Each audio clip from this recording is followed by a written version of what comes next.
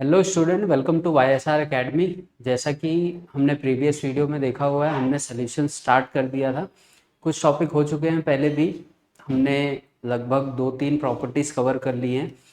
Colligative properties में या solutions में बहुत सारे टॉपिक हो चुके हैं, तो पहले प्रीवियस वीडियो एक बार रेफ़र कर लीजिए। उसके बाद आज हम लोग नेक्स्ट कॉलिगेटिव प्रॉपर्टी कवर करने वाले हैं। देखो, प्रीवियस वीडियोज़ में अभी तक हमने एलिवेशन इन बॉइलिंग पॉइंट तक कवर किया हुआ है। तो आज हम लोग स्टार्ट कर रहे हैं डिप्रेशन इन फ्रीजिंग पॉइंट से। तो नेक्स्ट टॉपिक है हमारे पास सॉल्यूशन का, डिप्रेशन इन फ्रीजिंग पॉइंट। ठीक है, तो सबसे पहले हमको ये पता होना चाहिए कि ये चीज़ है क्या। डिप्रेशन इन फ्रीजिंग पॉइंट होता क्या है। डिप्रेशन इन फ्रीजिंग पॉइंट को हम लोग डेल्टा टी एफ से रिप्रेजेंट करेंगे। Delta T F, right. कहीं पे भी लिखना होगा डिप्रेशन इन फ्रीजिंग पॉइंट तो हम लोग डेल्टा टी एफ से करके रिप्रेजेंट करेंगे। अब सबसे पहली बात कि फ्रीजिंग पॉइंट क्या होता है। ठीक, तो फ्रीजिंग पॉइंट के लिए हमारे पास आंसर है कि जैसा हमने पहले पढ़ा हुआ है कि फ्रीजिंग पॉइंट जनरली क्या होता है, ऐसा टेम्परेचर जहाँ पे कोई भी चीज़ जाके फ्रीज हो जाती है, that is freezing point. Generally ऐसा हम लोग बोलते हैं, ठीक है। बट फ्रीजिंग पॉइंट का कॉन्सेप्ट क्या होता है, देखो बहुत सिंपल सा डेफिनेशन होता है कि अगर हमारा जो वेपर प्रेशर है, ठीक है, जब वेपर प्रेशर ऑफ किसी भी लिक्विड का, ठीक है, किसी भी लिक्विड का जब वेपर प्रेशर इक्वल हो जाए वेपर प्रेशर ऑफ सॉलिड के, ठीक है, तो इस कंडीशन को हम लोग क्या बोलते हैं, फ्रीजिंग पॉइंट बोलते हैं। जैसे देखो लोग, प्रीवियस वीडियो में मैंने बॉइलिंग पॉइंट का भी बताया था। एलिवेशन इन बॉइलिंग पॉइंट जब हम लोग पढ़ रहे थे तो वहाँ पे मैंने बताया था कि वेपर प्रेशर ऑफ लिक्विड जब एटमॉस्फेरिक प्रेशर के इक्वल हो जाता है, उस केस में हम लोग उसको बॉइलिंग पॉइंट बोलते हैं। सेम यहाँ पे हमको सिर्फ क्या चेंज करना है कि जब भी किसी लिक्विड का जो वेपर प्रेशर है किसके बराबर हो जाए, वेपर प्रेशर ऑफ सॉलिड के बराबर हो जाए, उस कंडीशन में या उस केस को या उस पर्टिकुलर पॉइंट को ही हम लोग क्या बोलते हैं, फ्रीजिंग पॉइंट बोलते हैं। अब डिप्रेशन वर्ड क्यों यूज कर रहा है यहाँ पे, देखो, ठीक है। एलिवेशन इन बॉइलिंग पॉइंट मतलब बॉइलिंग पॉइंट का बढ़ जाना, एलिवेट करना मतलब क्या, इंक्रीज करना। डिप्रेशन मतलब क्या हो जाता है कि किसी भी चीज को क्या कर देना, कम कर देना, डिप्रेशन। अब देखो, हमने अभी तक चैप्टर में यही चीजें देखी हैं कि हमारे पास क्या होगा, सोल्यूशन होगा, राइट है, हमारे पास सोल्यूशंस होंगे। अब वो सोल्यूशन बनेगा किससे, सॉल्यूट और सॉल्वेंट के मिक्सचर से ही तो बनेगा, बराबर। जब भी हम लोग कोई सॉल्वेंट लेंगे, उसमें कोई सॉल्यूट डालोगे, तो सोल्यूशन की प्रॉपर्टी पे कुछ ना कुछ चेंजेस देखने को मिलेंगे। और यही अब अभी तक हम लोग फिलहाल में चैप्टर में यही सब कर रहे हैं, ठीक है। तो ऐसे अगर इसको लिख लें हम लोग,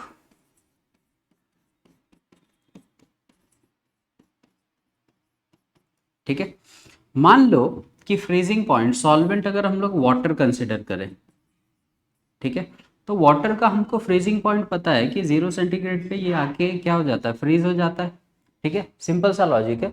सॉल्वेंट अगर मुझे वाटर है या कोई भी पर्टिकुलर सॉल्वेंट जिसका क्या होगा, कोई स्पेसिफिक फ्रीजिंग पॉइंट होगा, ठीक है। अगर उसमें हम लोग कोई सॉलिड मिक्स कर दे, मान लो कि यहाँ पे हम लोग ने थोड़ा बहुत ग्लूकोज वगैरह लिया और उस ग्लूकोज को मैंने सॉल्वेंट में डाल दिया, तो हमारे पास क्या तैयार हो गया, एक टाइप का सोल्यूशन प्रिपेयर हो गया। तो क्या क्वेश्चन ये है कि क्या उस सोल्यूशन का जो फ्रीजिंग पॉइंट है स्टिल 0 सेंटीग्रेड होगा या और कम हो जाएगा। और कम मतलब अगर मैं वाटर को फ्रीज करूं तो मुझे टेम्परेचर कम करते हुए 0 पे लेके जाना पड़ता है। अगर मैंने उसमें कोई सॉल्यूट ऐड कर दिया तो टेम्परेचर अगर मैं बढ़ाऊं, मतलब 0 से 1 2 3 4 5 6 लेके जाऊं, तब तो वो क्या होने लगेगा, बॉइलिंग की तरफ जाएगा। फ्रीज करना है तो अब मुझे टेम्परेचर को और नीचे लेके जाना पड़ेगा।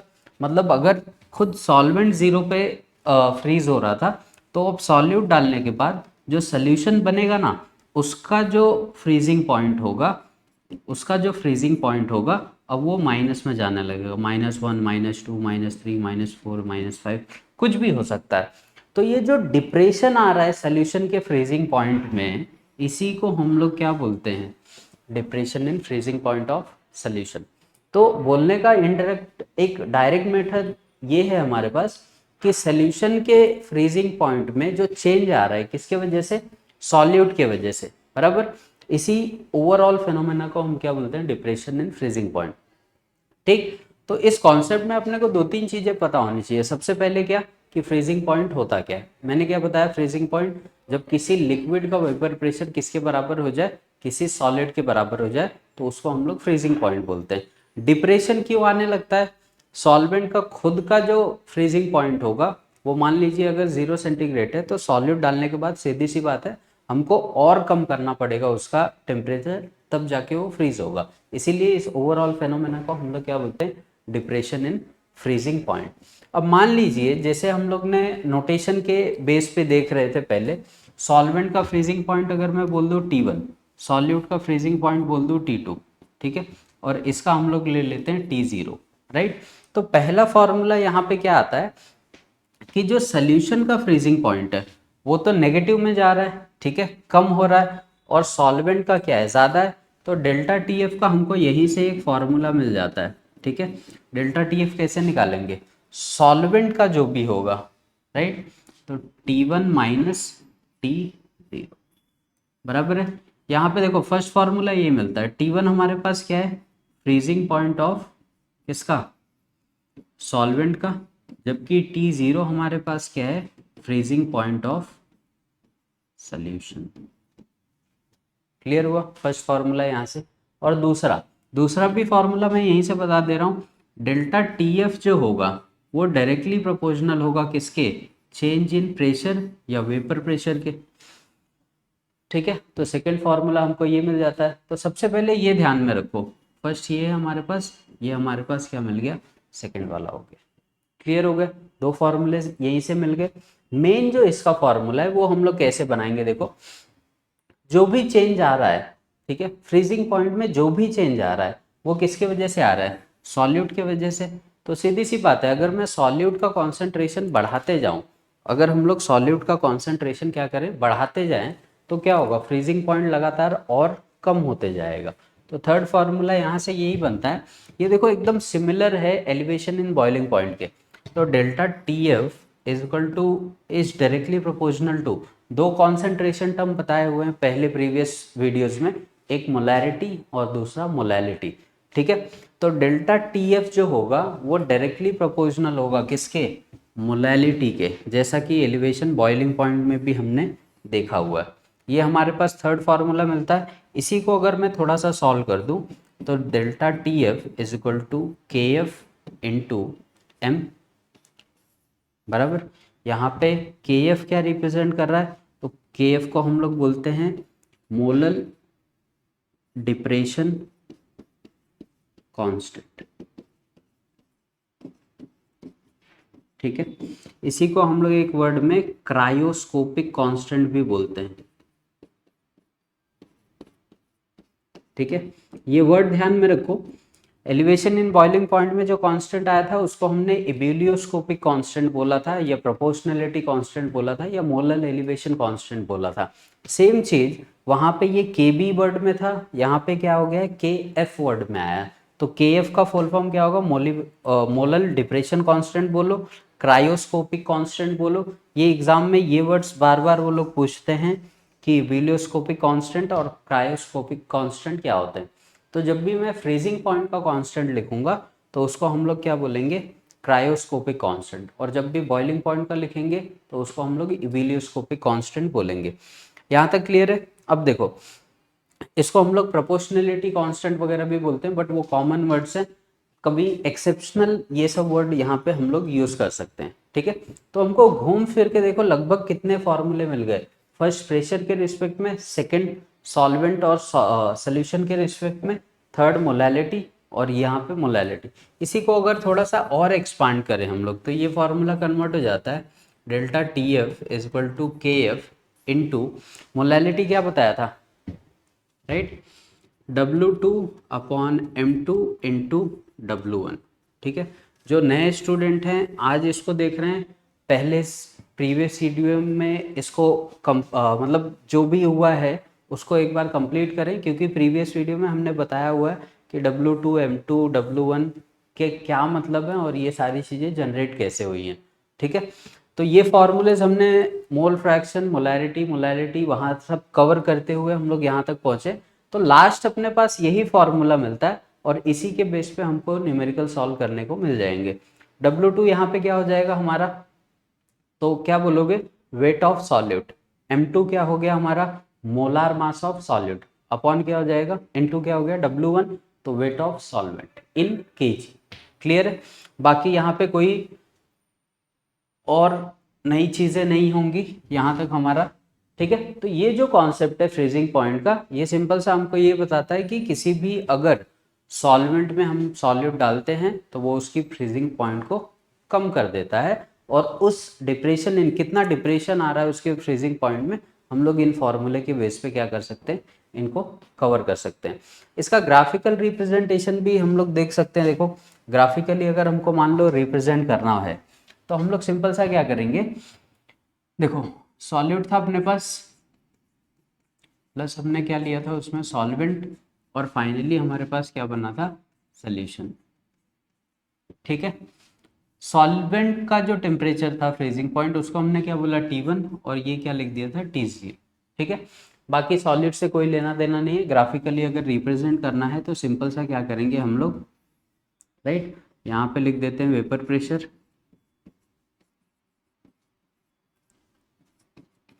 और यहाँ पे लिख देते हैं टेम्परेचर। ठीक है। चलो मैं सामने से दो पॉइंट बनाता हूँ, एक यहाँ पे, एक यहाँ पे। ठीक है।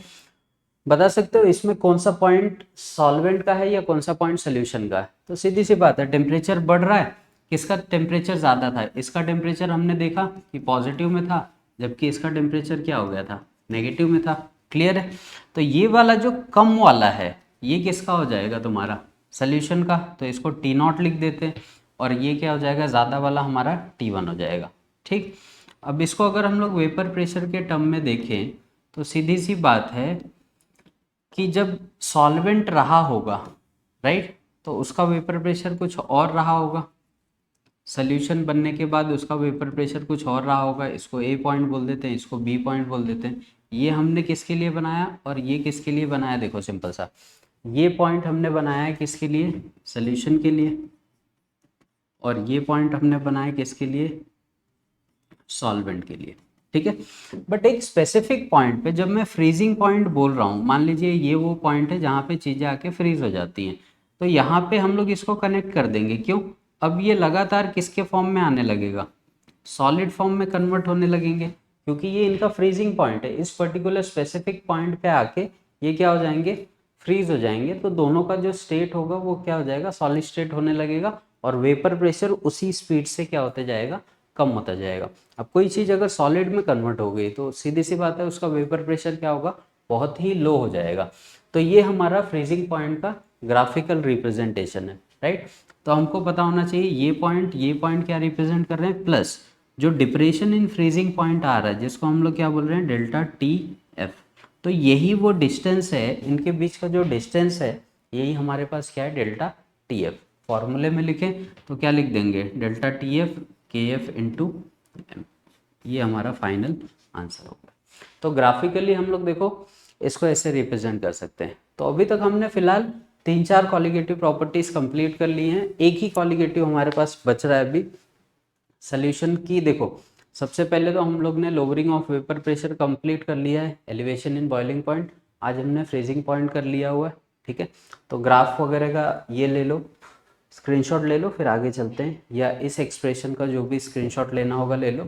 जो भी नोट्स हैं वो PDF फॉर्मेट में वीडियो के लिंक में मिल जाएंगे, वहाँ से कॉपी कर लीजिएगा आप। तो बहुत बार स्टूडेंट को दिक्कत होती है कि इसको मतलब इस एक्सप्रेशन को हम लोग कैसे समझे। तो देखो बहुत सिंपली हम लोग ने चारों फॉर्मूले डिराइव कर दिए, और उसके बाद हमने क्या, ग्राफिकल रिप्रेजेंटेशन भी देख लिया। तो यहाँ पे ये कवर होता है, इसको लिख लो, फिर आगे चलते हैं। ठीक है। तो इसको देखो क्वेश्चन कैसे सॉल्व करेंगे हम लोग, सिंपल सा पहले डेटा निकाल लिया करो। ठीक है। लास्ट टाइम भी देखो प्रीवियस वीडियो में भी मैंने बोला है कि जब भी सोल्यूशन के क्वेश्चन आते हैं तो सॉल्यूट सॉल्वेंट को लिख लो सिंपल सा, और यहाँ पे अपना सोल्यूशन हो जाएगा। ठीक। क्या डेटा दिया है, क्या हमको निकालना है, ये चीज़ें हमको पहले से पता होनी चाहिए। तो क्या बोल रहा है देखो, 5.0 gram of substance is dissolved in 50 gram of water, बराबर। तो सॉल्वेंट उसने स्पेसिफाई कर दिया है कि उसके पास क्या है, वाटर है, जबकि एक सब्सटेंस वो सॉल्यूट को क्या बोल रहा है, सब्सटेंस बोल रहा है, तो उसने स्पेसिफाई नहीं किया हुआ है। ठीक, चलो आगे चलते हैं। वाटर बोलते ही इसको ध्यान में रखो कि H2O हो गया अपने पास। अब इसका वेट दे रहा है कितना, 5.8 ग्राम। ठीक है, अब मैंने भी लास्ट टाइम भी बोला हुआ है तुमको कि 5.8 ग्राम जैसे सॉल्यूट का वेट दिया है, तो इसको हम लोग क्या लेते हैं, W2 लेते हैं, राइट। किस में डिजॉल्व कर रहा है, 50 ग्राम ऑफ वाटर, तो इसका वेट क्या हो जाएगा, W1, दैट इज 50 ग्राम। ठीक, नेक्स्ट क्या बोल रहा है, lower the freezing point by 1.2 kelvin. मतलब ऑलरेडी जो फ्रीजिंग पॉइंट है वो कम हो चुका है, मतलब डायरेक्ट तुमको डेल्टा TF का वैल्यू दे रहा है कितना, 1.2 केल्विन। ठीक, calculate the molar mass of substance. Molar mass मतलब M2 की वैल्यू तुमको निकालनी है। ठीक, the molar depression constant for water is 1.86। Molar depression constant अभी मैंने बताया था किसको बोलते हैं हम लोग, KF को बोलते हैं। तो KF की वैल्यू दे रहा है वो तुमको कितनी, 1.86 केल्विन kg पर मोल।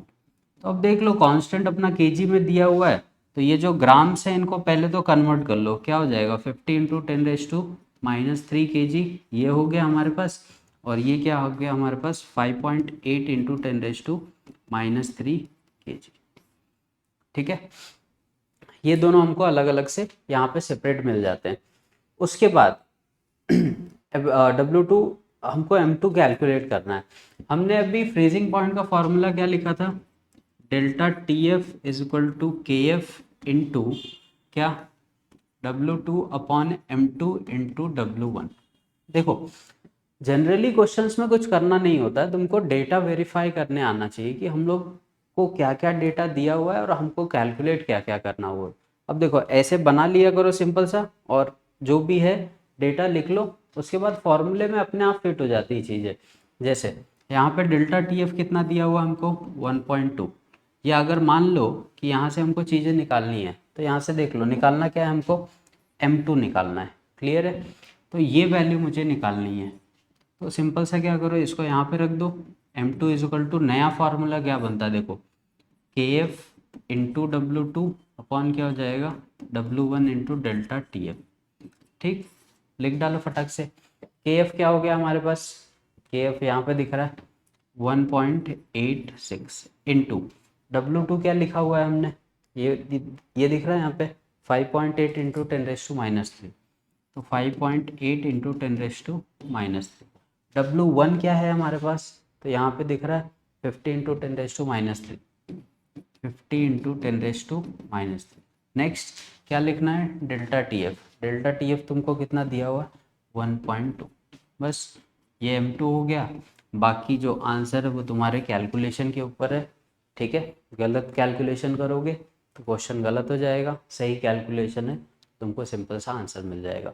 तो सोल्यूशन के जितने भी क्वेश्चंस होते हैं वो सारे फॉर्मूले बेस्ड हैं और इजीली सॉल्व हो जाते हैं। फॉर्मेट में बता रहा हूँ, सारे सॉल्यूट और सॉल्वेंट और सोल्यूशन का जो भी डेटा दिया हुआ है उसको पहले अच्छी तरह से वेरीफाई कर लो।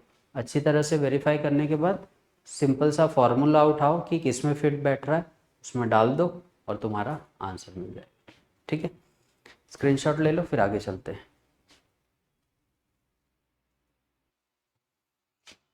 तो चलते हैं नेक्स्ट कॉलिगेटिव प्रॉपर्टी की तरफ, दैट इज वो हमारा क्या है, फोर्थ सोल्यूशन की प्रॉपर्टी हम लोग क्या बोलते हैं, ऑस्मोटिक प्रेशर।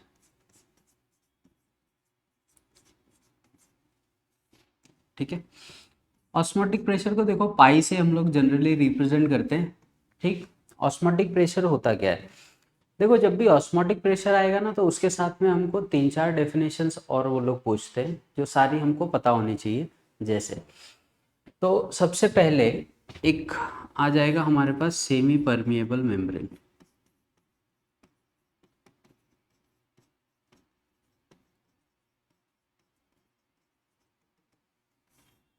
ठीक है, तो सेमी परमिएबल मेम्ब्रेन जनरली क्या होता है, जनरली बायो वगैरह में देखने को मिलता है सेमी परमिएबल मेम्ब्रेन। सपोज करो कि हमारे पास कोई सॉल्यूट है, प्लस सॉल्वेंट है, ठीक। कोई ऐसी मेम्ब्रेन जो क्या करे, ठीक है, अगर इस सॉल्यूट और सॉल्वेंट के मिक्सचर को हम लोग यहाँ से पास करें, ये एक टाइप की मेम्ब्रेन होती है जो सिर्फ सॉल्वेंट को अपने थ्रू पास होने देती है, उसको हम लोग क्या बोलते हैं, सेमी परमेबल मेम्ब्रेन। तो कभी भी सेमी परमेबल मेम्ब्रेन का कॉन्सेप्ट आता है तो the membrane which allows the solvent molecule to pass through it, right, but not the solute. Solute को पार नहीं होने देगा, ये सिर्फ किसको पास करेगा, सॉल्वेंट को पास करेगा। जनरली अगर सिंपल सा एग्जांपल मैं दूँ तो जैसे चाय बनाने के बाद छन्नी का काम आ जाता है, क्या करते हो, चाय डालते हो तो वो सिर्फ किसको, वाटर जैसे लिक्विड फॉर्म में जो चीज़ें उनको पास होने देती है, तो वो भी एक टाइप की क्या हो गई, सेमी परमेबल मेम्ब्रेन। सॉल्वेंट पास जा रहा है, सॉल्यूट क्या हो जा रहा है, रुक जा रहा है। जैसे हमारी स्किन है, ठीक है, स्किन के बाहर क्या निकलता है, स्वेटनिंग वगैरह होती है तो पसीना बाहर आता है, बाकी सॉल्यूट जो पार्टिकल हैं, सॉलिड फॉर्म में जो चीज़ें हैं वो बॉडी के अंदर रह जाती है, तो एक टाइप का सेमी परमेबल मेम्ब्रेन है। नेक्स्ट हम लोग क्या बोल सकते हैं कि जैसे प्लांट की रूट वगैरह देखी होगी, प्लांट की रूट क्या करती है, ज़मीन के अंदर से सारे मिनरल्स, वाटर, इन सारी चीज़ों को एब्जॉर्ब कर लेता है, जबकि वो क्या करता है, जो सॉइल के कांटेक्ट में तो लगातार है लेकिन सॉइल उसके अंदर एंटर नहीं करता है, बराबर है। तो सॉइल एंटर नहीं कर रहा मतलब वो सॉल्यूट पार्टिकल को बाहर रोक के सॉल्वेंट को अंदर ले रहा है। तो रूट की जो ऊपर वाली कवरिंग है वो कैसे काम कर रही है, as a semi permeable membrane. एक नॉर्मल एग्जांपल ले सकते हैं, इसको हम लोग बहुत ज़्यादा बायोलॉजी से रिलेट नहीं करेंगे, वहाँ पे सेमी परमिएबल मेम्ब्रेन के और भी कॉन्सेप्ट्स होंगे, उससे हमारा लेना देना नहीं है। फिलहाल खाली ध्यान में रखो, जब भी हम लोग सेमी परमिएबल मेम्ब्रेन बोलते हैं तो वो क्या करेगा, सॉल्वेंट को पास करेगा बट सॉल्यूट को क्या कर देगा, रोक देगा। ऐसी मेम्ब्रेन को हम लोग क्या बोलते हैं, सेमी परमिएबल मेम्ब्रेन।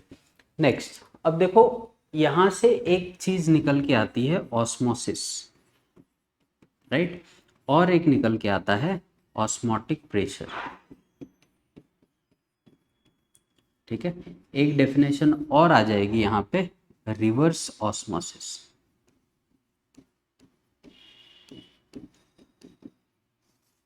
ठीक है। ये डेफिनेशन हमको कवर करनी है। सेमी परमेबल मेम्ब्रेन मैंने तुमको बता दिया है।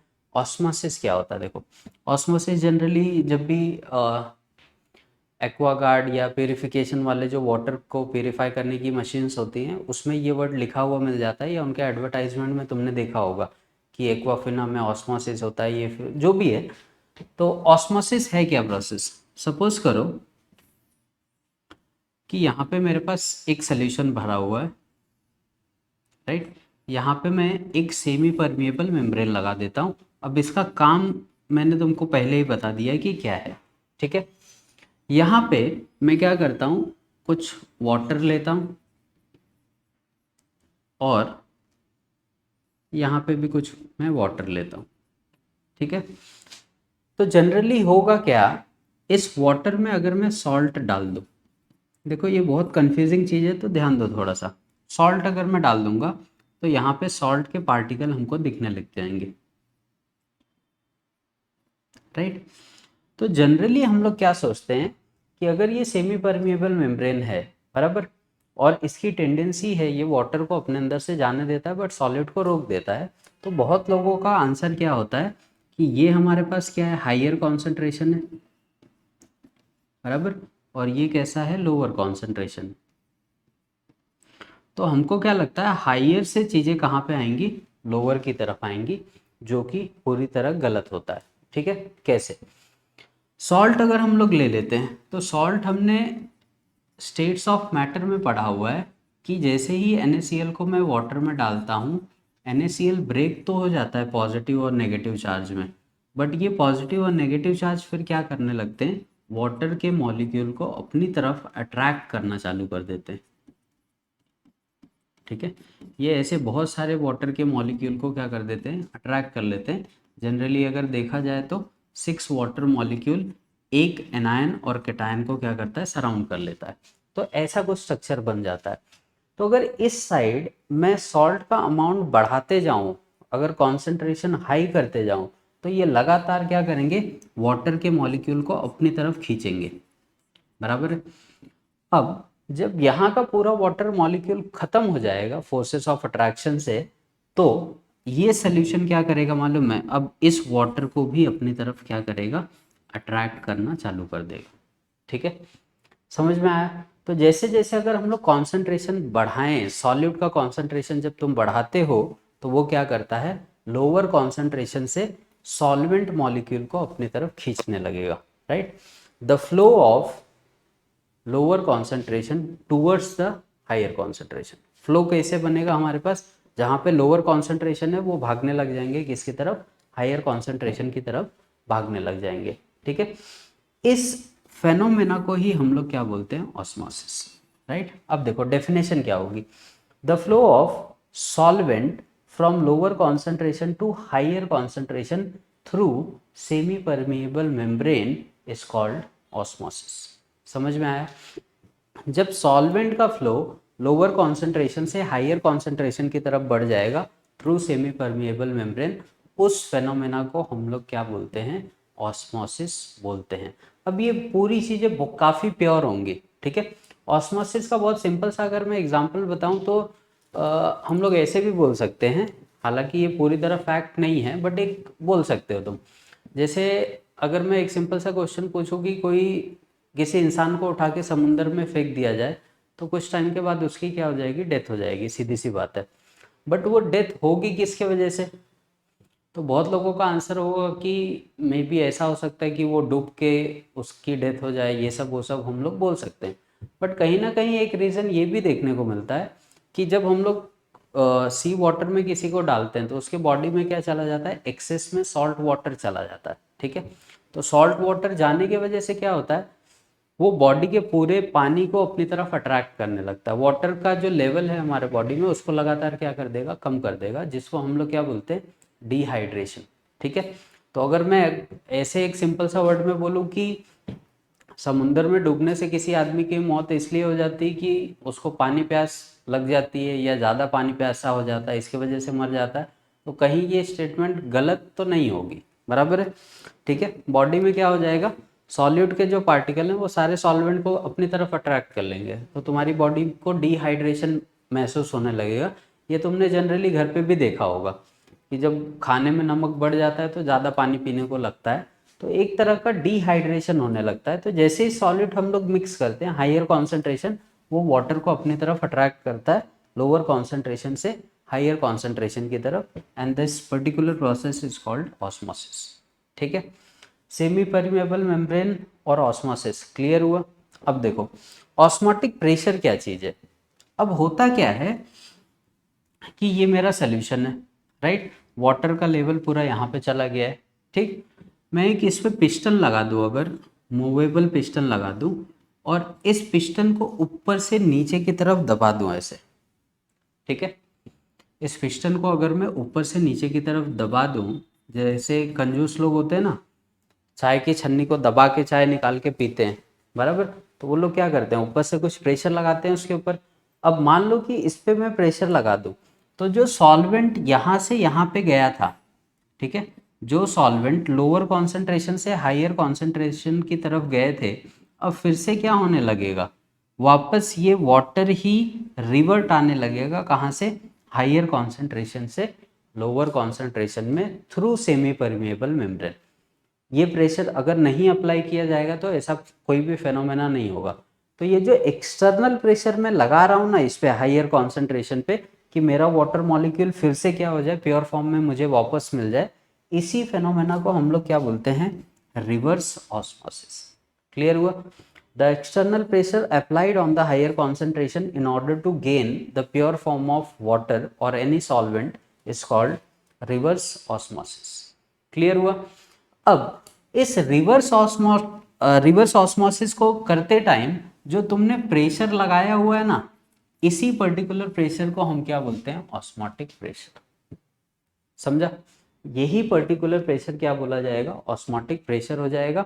और इसका अगर मैं डेरिवेशन बताऊं तो देखो, सबसे पहले डेफिनेशन, ऑस्मोटिक प्रेशर का डेफिनेशन क्या हो जाएगा, the pressure applied during the reverse osmosis is called osmotic pressure. ठीक है। रिवर्स ऑस्मोसिस करते टाइम जो हम लोग प्रेशर अप्लाई करते हैं, that particular process is called osmotic pressure, ठीक है। तो हमारे पास सिंपल सा फॉर्मूला क्या है, P V is equal to n R T, ideal gas से हमको पता ही है। यहाँ पे प्रेशर हम लोग ऑस्मोटिक के टर्म में बात कर रहे हैं, तो पाई इज इक्वल टू क्या हो जाएगा, n by V R T, बराबर है। तो ऑस्मोटिक प्रेशर का हमको ये फॉर्मूला मिल जाता है, और pi is equal to number of moles upon volume, इसी चैप्टर का कॉन्सेप्ट है, इसको हम लोग मोलैरिटी बोलते हैं। तो एम आर टी ये हमको दूसरा फॉर्मूला मिल जाता है। क्लियर हुआ, ठीक है। तो तीन फॉर्मूले मिल जाते हैं यहाँ से, एक तो ये हम लोग सिंपल सा लगा ले, n by V is equal to R T, या फिर pi is equal to M R T. यहाँ पे एम क्या रिप्रेजेंट कर रहा है, मोलैरिटी को, ठीक है। आर क्या है हमारे पास, गैस कांस्टेंट जो तुमको दिया होगा, टी क्या दे रहा है, टेम्परेचर, ठीक है। क्लियर हुआ फॉर्मूले। अब यहीं से थोड़ा सा और डिराइव करना चाहो तो इसी एन को हम लोग क्या लिख सकते हैं, देखो एन क्या है, number of moles of solid, तो इसको क्या लिख सकते हैं, W2/m2 upon V R T. Finally pi is equal to क्या मिल जाएगा, W2 RT अपॉन क्या, M2 × V, ये भी फॉर्मूला लिख सकते हैं, राइट। तो जितने भी फॉर्मूले हैं सॉल्यूशंस के वो एक दूसरे से कनेक्टेड है, ठीक। एक अगर याद करते हो तो दूसरे वाले का तुमको आइडिया लग जाएगा। अब यहाँ पे 4 टाइप के मैंने फॉर्मूले बता दिए, चारों की ज़रूरत है क्या, तो आंसर है नहीं। मोलैरिटी के टर्म में क्वेश्चन में पूछ रहा है तो ये लगा दो, वॉल्यूम या नंबर ऑफ मोल्स के टर्म में पूछ रहा है तो ये यूज़ कर लो, मोलार मास वगैरह के टर्म में पूछ रहा है तो ये हम लोग यूज़ कर सकते हैं। अगर मोलार मास कैलकुलेट करने को बोल रहा है तो ये हमारे पास फॉर्मूले मिल जाते हैं। तो ऑस्मोटिक प्रेशर में देखो ये 3-4 टॉपिक इंपॉर्टेंट है। सबसे पहले हमारे पास सेमी परमेबल मेम्ब्रेन क्या होता है, ऑस्मोसिस क्या होता है, ऑस्मोटिक प्रेशर क्या होता है, और रिवर्स ऑस्मोसिस क्या होता है। क्लियर हुआ। तो ये चारों हमको इंपॉर्टेंट है, ज़्यादा करके न्यूमेरिकल तुमको इस पे और ये दोनों फॉर्मूले पे मिल जाएंगे, ठीक। नेक्स्ट, अब ऑस्मोसिस पढ़ते ही हमारे पास एक नई चीज़ आ जाती है, that is types of solution based on osmotic pressure.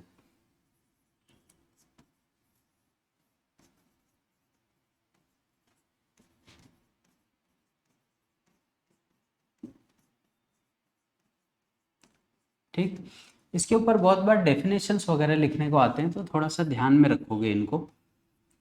3 type के सोल्यूशन होते हैं, एक तो हमारे पास हो जाता है आइसोटोनिक सोल्यूशन, दूसरा हमारे पास हो जाएगा हाइपोटोनिक या हाइपरटोनिक बोल लो पहले, थर्ड हो जाता है हमारे पास हाइपोटोनिक। फर्क क्या है, अगर मैं तुमको बोलूं कि मेरे पास 2 सोल्यूशन है, ए और बी, 2 टाइप के सोल्यूशन है, इसको ए कंसिडर करते हैं, इसको बी कंसिडर करते हैं, बेस्ड ऑन ऑस्मोटिक प्रेशर बोल रहा हूँ, इस पर ध्यान दो, ठीक है। अगर ए का ऑस्मोटिक प्रेशर और बी का ऑस्मोटिक प्रेशर एक दूसरे के इक्वल हो जाए, ठीक है, ये दोनों का ऑस्मोटिक प्रेशर अगर एक दूसरे को इक्वल हो जाए तो ऐसे ही सोल्यूशन को हम लोग बोलते हैं आइसोटोनिक सोल्यूशन। तो डेफिनेशन क्या लिखोगे, the solution having same osmotic pressure are called isotonic solution. Easy सा डेफिनेशन है, ध्यान में रखो। ऐसे 2 या 2 से ज़्यादा सोल्यूशन जिनका ऑस्मोटिक प्रेशर सेम है, that are isotonic in nature. Hypertonic क्या हो जाएगा, सपोज करो कि ए का ऑस्मोटिक प्रेशर बी के ऑस्मोटिक प्रेशर से बढ़ जाता है, ठीक है, इसका प्रेशर बढ़ गया तो ऐसे सोल्यूशन को हम लोग बोलेंगे हाइपरटोनिक सोल्यूशन, और जिसका कम हो गया उसको बोलोगे हाइपोटोनिक सोल्यूशन। क्लियर हुआ। मेरे पास 2 सोल्यूशन है, या अगर मान लो कोई मुझे बोलता है कि हाइपरटोनिक सोल्यूशन क्या होता है, तो the solution having higher osmotic pressure than other solution are called hypertonic solution. अगर मैं बोलूँ हाइपोटोनिक सोल्यूशन क्या होते हैं, the solution having lower osmotic pressure than other solution are called hypotonic solution, ठीक है। आइसो बोल दिया तो सेम हो जाएगा, हाइपर बोल दिया तो बढ़ जाएगा, और हाइपो बोल दिया तो कम हो जाएगा। ये तीनों चीज़ें डिपेंड करती हैं तुम्हारे ऑस्मोटिक प्रेशर पे, ठीक है। तो ऑस्मोटिक प्रेशर में देखो 5-6 हमको ये आते हैं न्यूमेरिकल क्या बोलते हैं, डेफिनेशंस वगैरह लिखने को आते हैं। सबसे पहले सेमी परमिएबल मेम्ब्रेन, ऑस्मोसिस क्या होता है, रिवर्स ऑस्मोसिस क्या होता है, उसके बाद हमारे पास क्या आया था, ऑस्मोटिक प्रेशर, उसके एक्सप्रेशन पे हमको न्यूमेरिकल आ सकते हैं। नेक्स्ट ऑस्मोटिक प्रेशर के बेस पे आइसोटोनिक, हाइपरटोनिक और हाइपोटोनिक सोल्यूशन, इनके डेफिनेशन प्लस ये वर्ड तुमको न्यूमेरिकल्स में भी मिल जाएंगे कि we are having two solutions which are isotonic in nature और हाइपरटोनिक और हाइपोटोनिक इन नेचर। तो वो हमको समझ में आने चाहिए कि वो क्या बोलना चाह रहा है। जनरली आइसोटोनिक अगर बोलता है तो इक्वल होंगे सोल्यूशन और उनका ऑस्मोटिक प्रेशर तुम इक्वल लेके चल सकते हो। ठीक है, यहीं से एक छोटा सा डेफिनेशन एक बार बोर्ड में आया था, डिसैलिनेशन करके। ठीक है, डिसैलिनेशन क्या होता है, एक प्यूरिफिकेशन प्रोसेस होता है। सपोज करो कि यहाँ पे मैं एक सेमी परमिएबल मेम्ब्रेन लगा देता हूँ, ठीक है, यहाँ पे मैं सी वाटर रख देता हूँ, राइट। अब इस सी वाटर को मुझे प्योर वाटर में लाना है, तो मैं क्या करूँगा बताओ। अभी थोड़ा टाइम पहले ये सारे टॉपिक हुए, ठीक है। तो हम लोग जनरली क्या करेंगे, सी वाटर पे एक प्रेशर लगाएंगे, राइट, जिसको हम लोग क्या बोल रहे हैं, ऑस्मोटिक प्रेशर। तो जैसे ही तुम सी वाटर पे ऑस्मोटिक प्रेशर लगाओगे, यहाँ से सिर्फ वाटर क्या होगा, मूव करना चालू कर देगा और जो सॉल्ट है वो यहाँ पे ऐसे बच जाएंगे। तो ये जो प्रोसेस होता है सी वाटर को प्यूरिफाई करने का जो मेथड है, इसी मेथड को हम लोग क्या बोलते हैं, डिसैलिनेशन। डेफिनेशन पूछता है तो the purification process of sea water into pure form of water is called desalination. तो ये छोटे मोटे डेफिनेशन हैं जो अपने को पता होने चाहिए। मे बी सीईटी वगैरह में इनसे क्वेश्चन आ सकते हैं। बाकी जो इम्पोर्टेंट न्यूमेरिकल्स वगैरह थे वो तो मैंने बता दिए। ठीक है, तो ये पॉइंट्स कवर करो, बाकी नेक्स्ट वीडियो में मिलते हैं। ये चैप्टर ऑलमोस्ट कंप्लीट हो चुका हुआ है हमारा, और एक छोटा सा टॉपिक बच रहा है वेंट ऑफ फैक्टर, जिसको हम लोग नेक्स्ट वीडियो में कवर करते हैं और इस पे कुछ न्यूमेरिकल्स भी देख लेते हैं अभी फिलहाल में।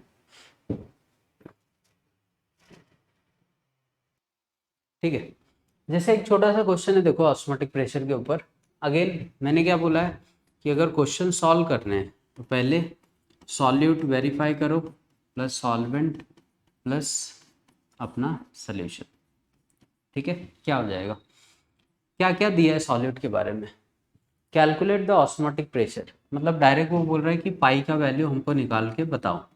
ठीक, osmotic pressure of 4.5 gram of glucose, solute दे दिया है तुमको ग्लूकोज का, राइट। ग्लूकोज देखते ही ग्लूकोज का मॉलिक्यूलर फार्मूला C6H12O6, राइट। ठीक, अब इस फार्मूले से हम लोग इसका क्या निकाल सकते हैं, मोलार मास, बट उसने वेट भी दिया है तो वेट क्या लिख देंगे इसका, W2 कितना दे रहा है, 4.5 ग्राम। ठीक है, next dissolve in 100 ml of water, solvent क्या दे दिया हमको, वाटर दे दिया है, बट इसका वॉल्यूम दे रहा है कितना, 100 ml। ठीक, क्लियर है। अब इस 100 ml को पहले तो लीटर में कन्वर्ट कर लो तो क्या हो जाएगा, 0.1 लीटर हो जाएगा वॉल्यूम। ठीक है, क्योंकि हम लोग मोलैरिटी वगैरह किस में देखते हैं, जनरली लीटर्स के टर्म में देखते हैं, तो लीटर में कन्वर्ट कर लो। आगे क्या मिल रहा है, टेम्परेचर दे रहा है हमको कितना, 298 केल्विन।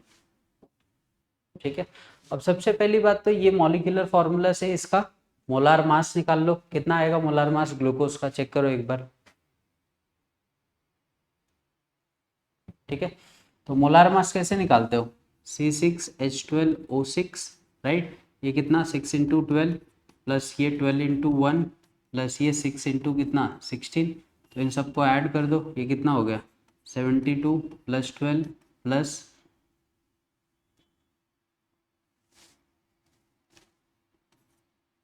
96, इन सबको ऐड कर दो, सिंपल सा कितना आ गया 180 ग्राम पर मोल, बराबर है, ये मिल गया। अब पाई निकालना था ऑस्मोटिक प्रेशर, तो पाई का फॉर्मूला क्या है, number of moles upon volume into RT, ये दिया हुआ था मैंने।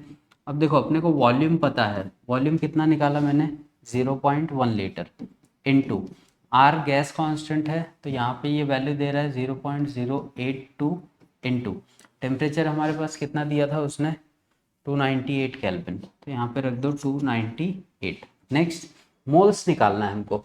अब मोल्स का फॉर्मूला क्या होता है, मास अपॉन मोलार मास, मास कितना दिया है 4.5 अपॉन मोलार मास कितना हो गया, 180 हो गया। इसको कैंसिल करके यहाँ से खाली क्या निकाल लो, मोल्स निकाल लो। ये जो भी वैल्यू आएगी उसको खाली n की जगह पे यहाँ पे रख दो, बाकी सॉल्व कर डालो, तुम्हारा ऑस्मोटिक प्रेशर निकल के आ जाएगा। ठीक है, तो इजी न्यूमेरिकल्स आते हैं, आराम से सॉल्व कर सकते हैं, कोई तकलीफ नहीं होगा इसमें। तो ये सारे हो गए हमारे। नेक्स्ट क्या कर सकते हैं हम लोग, यहाँ पे आज का वीडियो एंड करते हैं। तो आज हमने देखा फ्रीजिंग पॉइंट और ऑस्मोटिक प्रेशर। एक छोटा सा टॉपिक बच रहा है सोल्यूशन का, जिसको नेक्स्ट वीडियो में कवर करेंगे, that is went half factor. ठीक है, तो तब तक के लिए थैंक यू, देखते रहिए, और जो भी डाउट्स आते हैं उसको कमेंट में आप लोग पूछ सकते हैं। बाकी जो नोट्स हैं, जो भी कॉन्सेप्ट हम लोग पढ़ाते हैं उसके ऊपर जो नोट्स हैं वो आपको वीडियो लिंक में मिल जाएंगे, तो वहाँ से कॉपी कर लीजिए। कोई भी डाउट आता है तो ईजिली मेंशन करो कमेंट्स में, नेक्स्ट वीडियो में उसको हम लोग कवर कर लेंगे।